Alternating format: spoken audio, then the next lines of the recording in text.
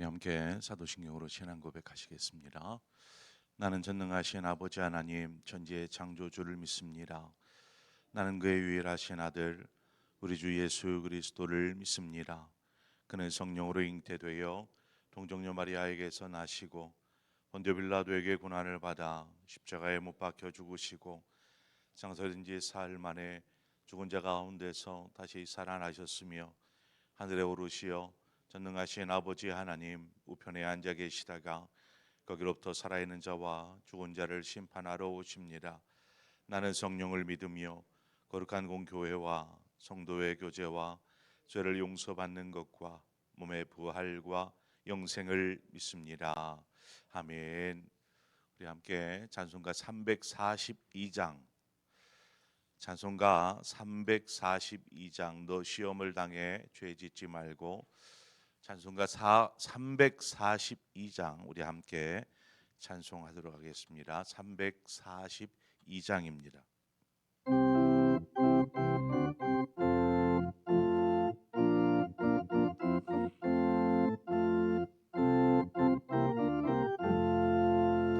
너 시험을 당해 죄 짓지 말고 너 용기를 다해 곧 물리치라.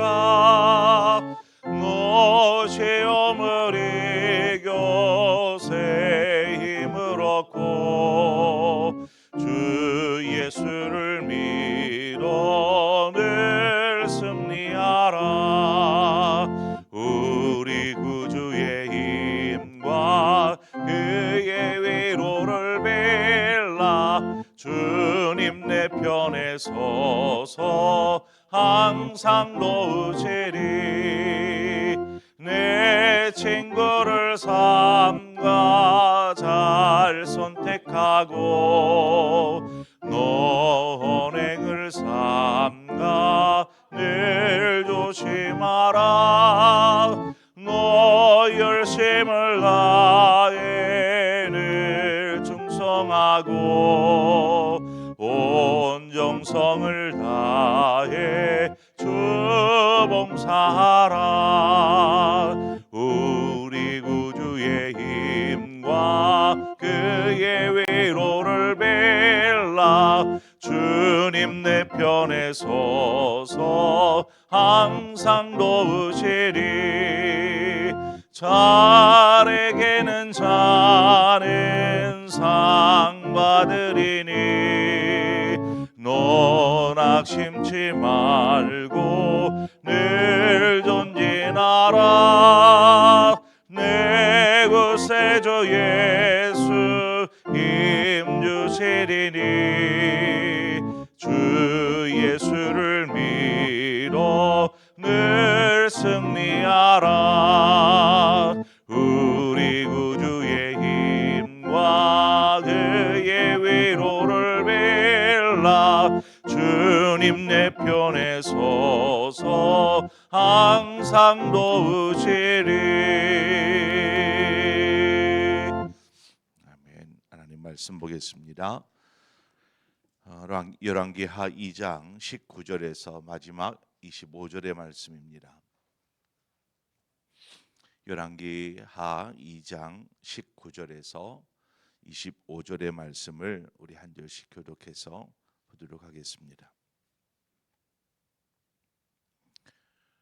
그 성읍 사람들이 엘리사에게 말하되 우리 주인님께서 보시는 바와 같이 이 성읍의 위치는 좋으나 물이 나쁨으로 토산이 익지 못하고 떨어지나이다.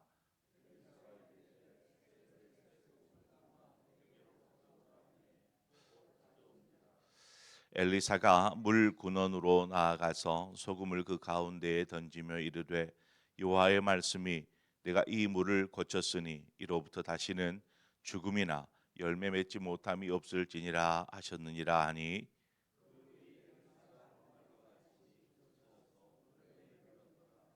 엘리사가 거기서 베델로 올라가더니 그가 길에서 올라갈 때에 작은 아이들이 성읍에서 나와 그를 조롱하여 이르되 대머리여 올라가라 대머리여 올라가라 하는지라.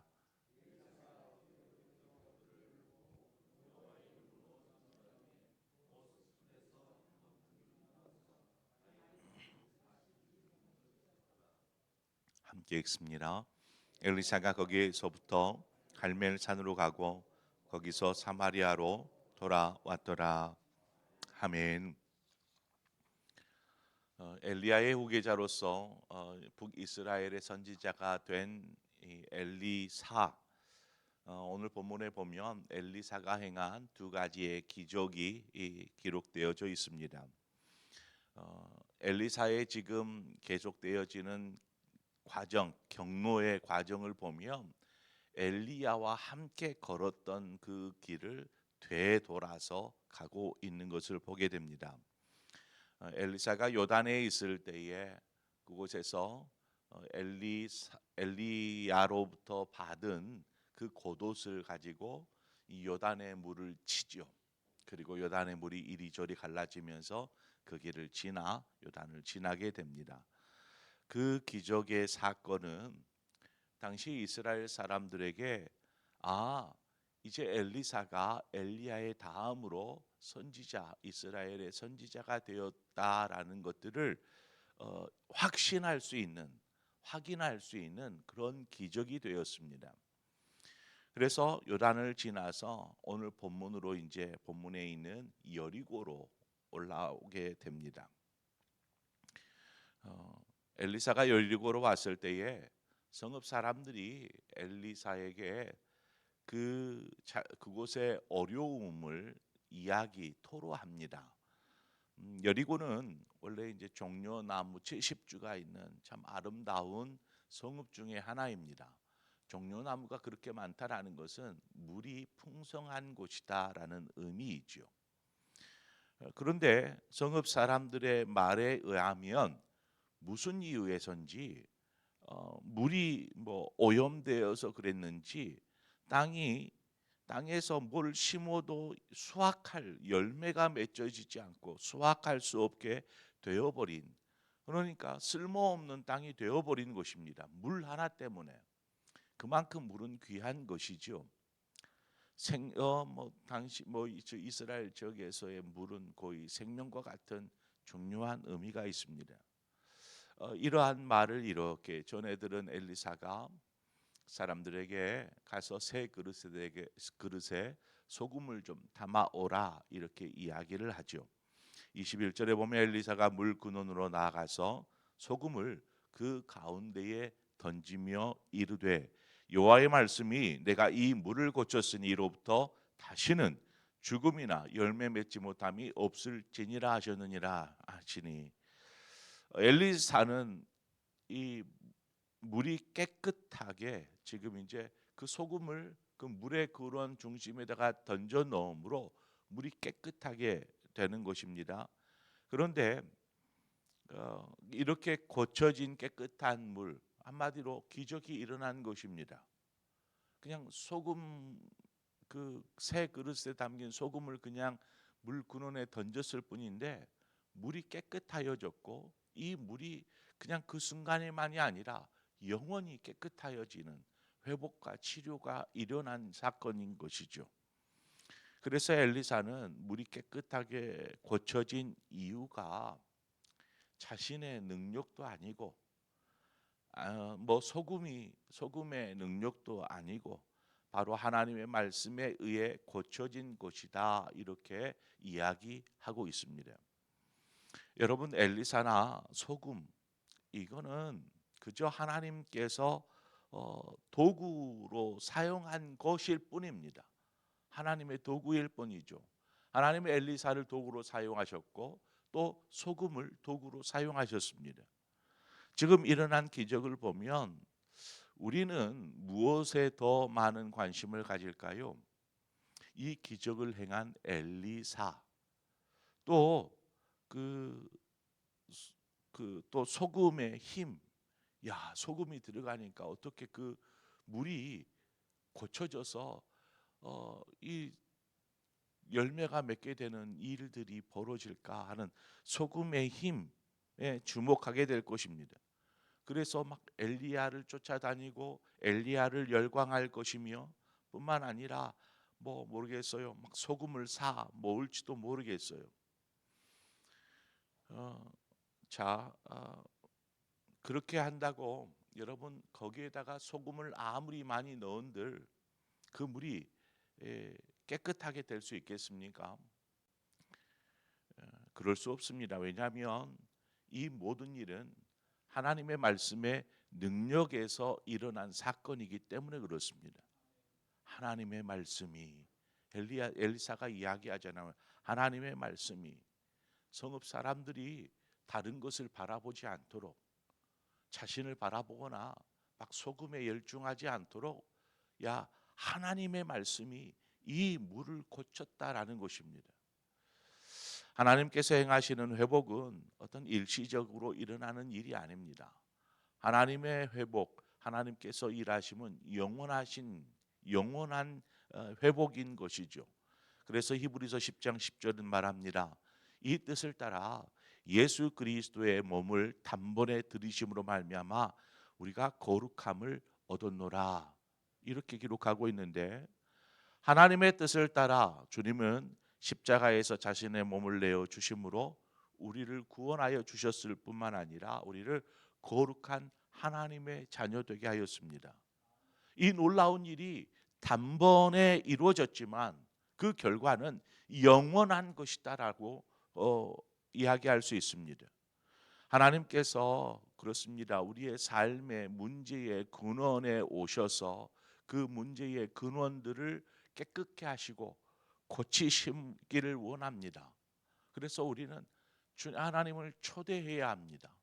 하나님, 우리의 삶의 문제의 근원에 오셔서 그것들을 깨끗게 하여 주옵소서.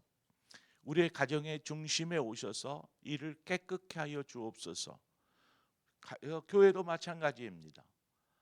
하나님의 말씀이 그 가운데 중심에 들어갈 때에 그제서야 회복이 일어나고 치유가 일어나고 소생됨이 일어나게 되는 것이죠.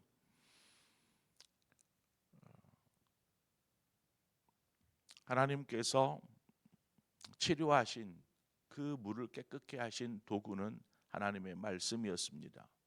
이처럼 하나님의 말씀은 능력이 있어서 우리의 영과 혼과 관절과 골수를 찔러 쪼개듯 우리의 중심을 치료하시는 것이죠. 결국 치유와 회복은 다른 데에서 오는 것이 아니라 하나님의 말씀에서 비롯된다라는 것입니다. 그러나 그 말씀이 우리의 삶의 중심에 머무르게 해야 합니다. 그걸 바꿔 말하면 우리가 말씀 가까이에 머물러 있어야 한다라는 것이죠. 말씀을 묵상하는 것, 그것은 너무나 중요한 것입니다. 우리가 새끼 밥을 먹듯이 우리가 하나님의 영의 양식을 먹으라라는 것은 그만큼 우리의 삶을 회복시키고 소생시키고 살릴 수 있는 힘이 이 말씀의 능력에 있기 때문에 그렇게 이야기하는 것입니다. 본문에서 또 두 번째 기적 사건이 나옵니다. 그것이 이제 여리고에서 베델로 올라가게 되죠. 베델로 올라갔을 때 일어나게 되는데 모르겠어 베델에 다 이르렀을 때 그랬는지 아닌 과정 속에 그랬는지 길거리에서 작은 아이들이 엘리사를 향하여 놀리기 시작합니다. 여기서 이제 작은 아이들이라고 하고 기록하고 있는데 이 작은 아이들이란 어떤 아이들일까? 막 키가 작은 아이들일까? 이 작은 아이들은 보통 아이에서부터 청년 사이에 뭐 그 연령대를 정확하게 진단을 할 수가 없어요. 그저 아이에서 청년에 이르기 전에 그 사이에 있는 연령대를 말합니다. 그걸 작은 아이라고 말하는데 이 작은 아이라고 얘기하는 것은 이들이 선악을 충분히 구분할 수 있는 아이들. 이것은 나쁜 거야. 이것은 좋은 일이야. 이것은 선한 일이야. 이것은 죄악된 일이야를 구분할 수 있는 정도의 나이라고 할 수 있습니다. 그래서 사람을 놀리고 조롱한 것은 분명히 나쁜 행동인 것을 충분히 인지할 수 있는 아이라는 것입니다. 그런 아이들이 엘리사가 이렇게 오자 엘리사를 막 조롱하는 것입니다. 엘리사를 23절 중반 이하에 보면 뭐라고 이 조롱을 했냐면 대머리여 올라가라, 대머리여 올라가라 이렇게 조롱합니다. 이 구절을 보면 엘리사는 아마 대머리일 것이다 뭐 생각할 수 있겠지요. 그런 엘리사를 향하여서 대머리여, 엘리사여 하늘로 올라가라 뭐 이렇게 이야기하는 것입니다. 대머리 엘리사여 하늘로 올라가라, 하늘로 올라가라. 이 하늘로 올라간다라는 말은 그 엘리야가 하늘로 이렇게 올림을 받은 것처럼 엘리사 역시 너도 우리 눈앞에서 사라져라 뭐 이런 의미입니다. 대머리인 너는 빨리 내 눈앞에서 사라져 뭐 이런 의미의 조롱과 비방을 하고 있는 것이죠. 그러면 이 아이들, 작은 아이들이란 어떤 아이들일까 생각해 볼 수 있습니다.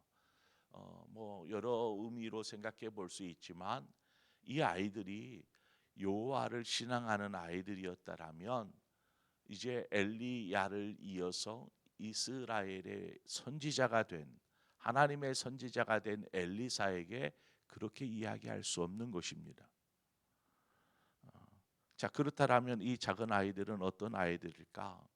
하나님의 신앙을 버리고 우상을 섬기는 자들, 우상을 쫓는 아이들이었다라는 것입니다. 그것도 이 작은 아이들이 한둘이 아닙니다. 수십 명. 저 뒤에 보면 암곰 둘에 의해서 죽임을 당한 사람이 42명이나 되었습니다.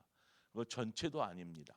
그 중에 일부를 암곰이 물어 죽이는 그런 42명이다 보니까 더 많은 숫자의 아이들이 막 이렇게 몰려서 엘리사 한 사람을 그냥 맹공격하는 것이죠. 말로 대머리여 올라가라, 눈앞에서 썩 꺼져라 뭐 이렇게 조롱하는 것입니다.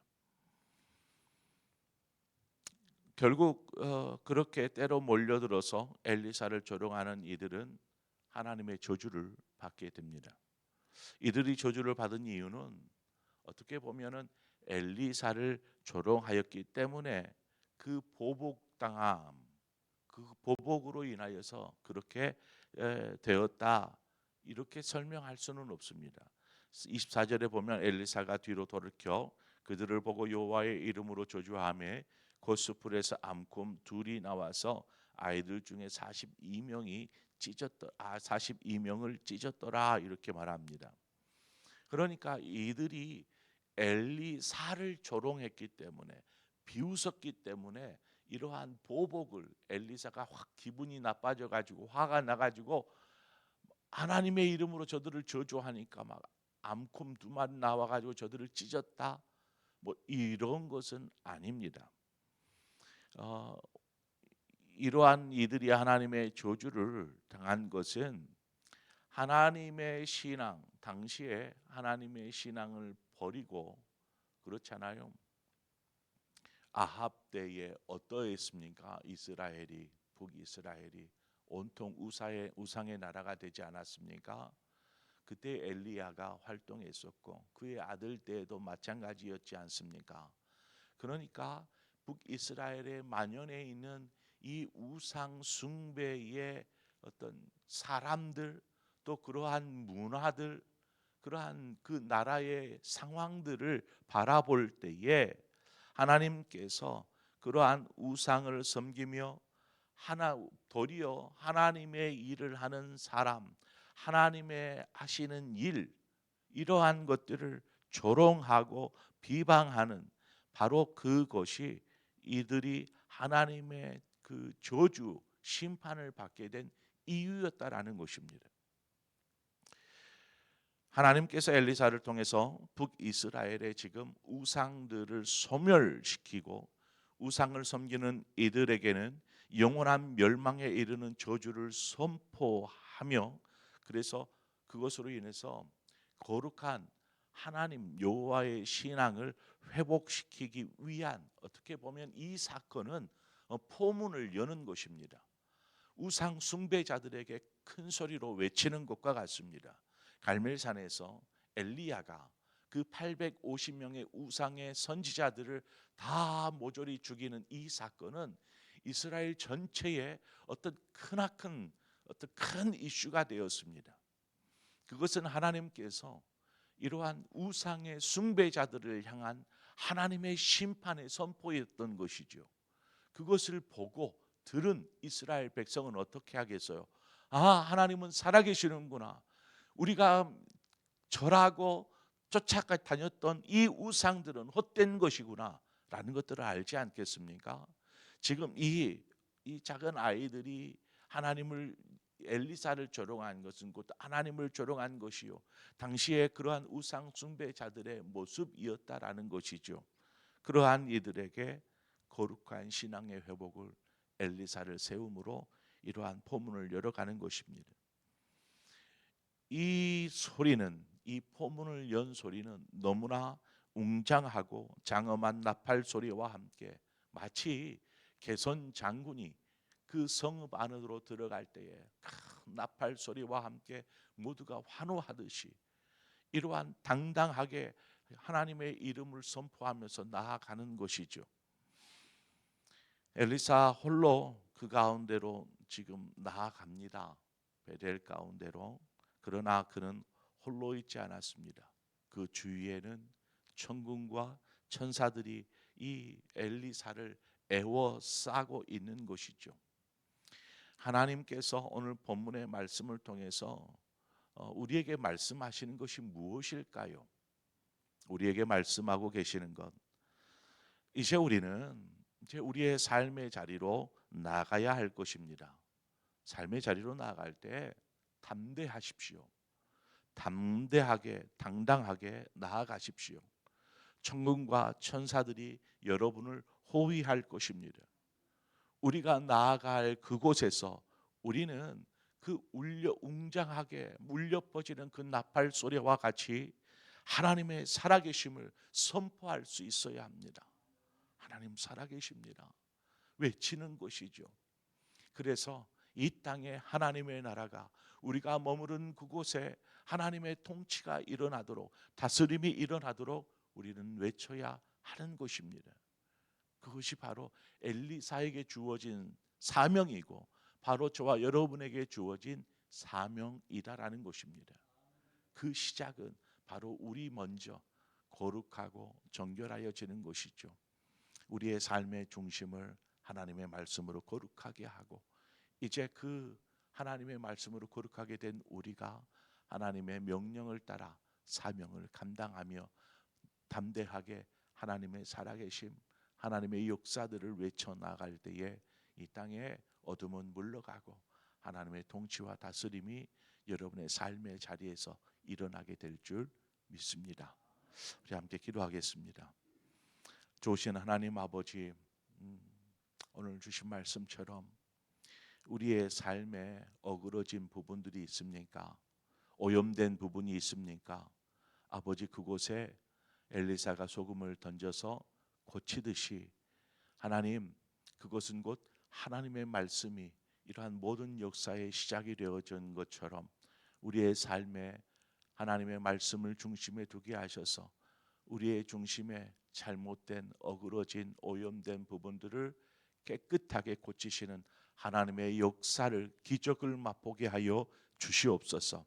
그리고 우리의 삶의 자리 곳곳에서 그 하나님의 살아계심을 선포하게 하여 주시되, 하나님, 우리를 보호하시고 지키시고 인도하는 그러한 천군 천사의 호위와 더불어서 우리가 그 어느 곳에 있든지 담대케 하여 주시고, 그래서 당당하게 살아계신 하나님 예수 그리스도의 참된 복음을 증거하는 우리 모든 성도들 되게 하여 주옵소서. 예수 그리스도의 이름으로 기도합니다. 아멘. 오늘 이 시간 말씀을 생각하면서 말씀처럼 하나님, 우리의 삶에서 열매 맺지 못하게 하는 부분들이 무엇이 있습니까? 오염되어져서 아무런 결실도 맺지 못하는 부분들이 어디에 있습니까? 하나님, 그곳에 하나님의 놀라운 역사와 치유와 회복이 일어나게 하여 주옵소서. 우리가 기도하십시다. 그러기에는 바로 생명의 말씀, 하나님의 말씀이 있게 하여 주시옵소서. 우리가 그 말씀을 그 중심에 심겠습니다. 그 말씀을 중심에 두겠습니다. 이러한 결단으로 우리가 함께 기도하기를 원하고, 더불어서 우리가 하나님 나라의 사명자로서 하나님 나라를 이 땅 우리가 거하는 그 자리에, 그 장소에 세워가고 선포할 수 있는 그러한 담대하게 나아가는 우리의 삶이 되게 하여 주옵소서라는 마음으로 우리의 신앙, 또 우리의 가정을 위해서, 우리의 일터를 위해서 시간 한 마음으로 기도하시다 자유롭게 돌아가시겠습니다. 함께 기도하겠습니다. 조신 하나님 아버지, 은혜와 사랑을 감사합니다. 우리를